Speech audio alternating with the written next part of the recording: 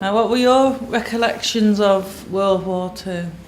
Well, I have my first recollection of World War II was 11 a.m. on Sunday, the 3rd of September 1939. That was the day that war was declared. And I remember going round to a friend's house, Justin Maguire, because they had a radio, and we were listening to Neville Chamberlain speaking from 10 Downing Street.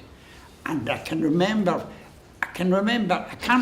the words verbatim, but what he said was, I have to say that we have sent an ultimatum to the German government that if they don't withdraw from Poland, there will be a state of war between us. And we gave the time limit for the ultimatum was 11 a.m. And he said, I'm sorry to say that we haven't had any word from the German government, so we're now at war. And that was the beginning of it all. How old were you when it actually was? I was 11. Wow. And the next thing that happened, of course, was there was a ship called the Athenia, which was sunk at sea. It was travelling from America to Glasgow, and there was quite a lot of loss of life there. And people thought this was going to be the start of the submarine war.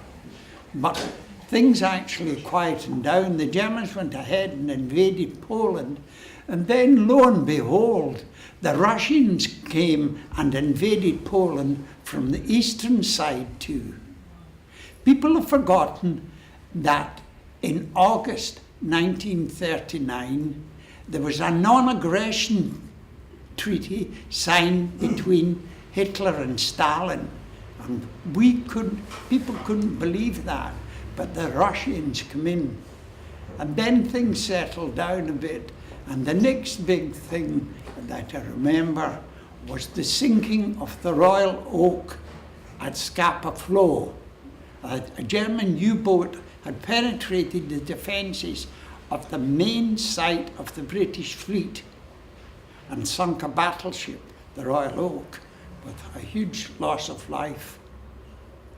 And things were a bit quiet then, and there was the period of what they call the phony war. But things started hottening up the following April when Hitler decided to invade Norway and Denmark. And that was when the Navy got into action. That was the first real fighting phase as far as the British forces were concerned.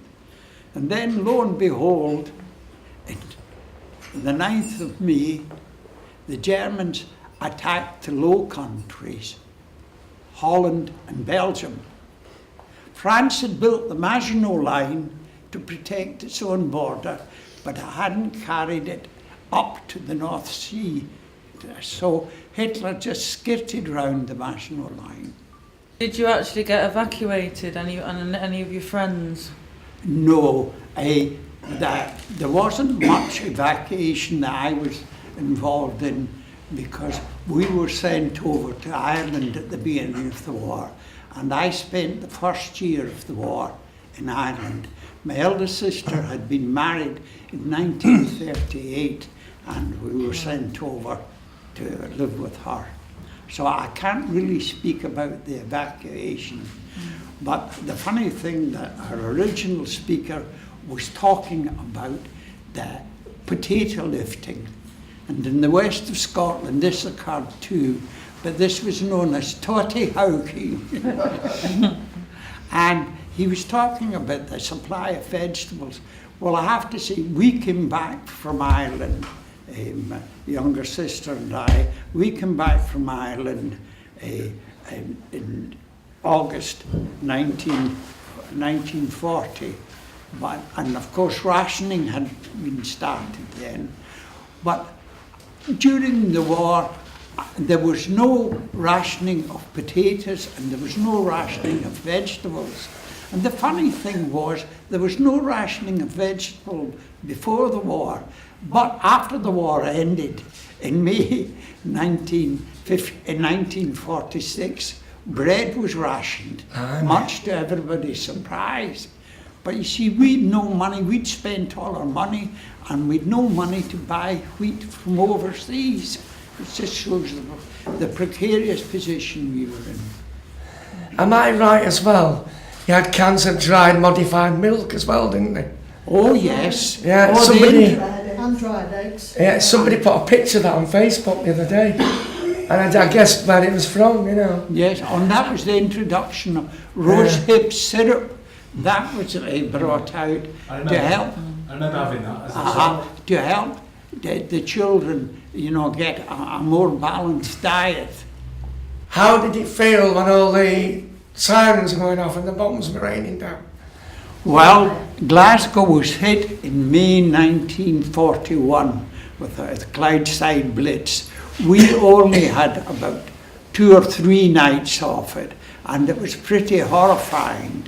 I remember we were all gathered in the hall, and actually I said to my mother, "Are we all going to die?"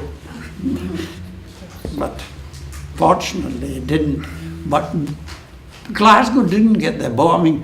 The main city, I have to say, to suffer the effects of the airplane blitz was London and the south side. Other parts of the country were hit, but Glasgow wasn't hit too badly.